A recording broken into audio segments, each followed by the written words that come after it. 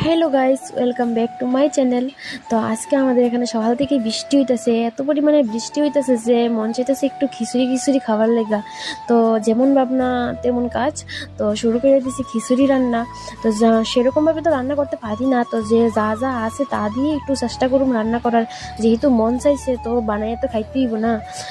তো আমার মতো কার কার তোমাদের খিচুড়ি খাইতে ভালো লাগে তাও সবাই কমেন্ট করে একটু জানাই যাইও, আমিও দেখতাম সেই কার কার খিচুড়ি খাইতে ভালো লাগে। আমার তো সেই লাগে, আমার মানে কি কইতাম, আমরা যদি সারাদিন খিচুড়ি খাইতে তো আমি সারাদিনই খিচুড়ি খাইতে পারবো, এত পরিমাণে খিচুড়ি খাইতে ভালো লাগে। তো আজকে আমাদের দিকে সকাল থেকে বৃষ্টি হইতেছে, যার কারণে পরিবেশটা এত পরিমাণে সুন্দর হয়ে গেছে।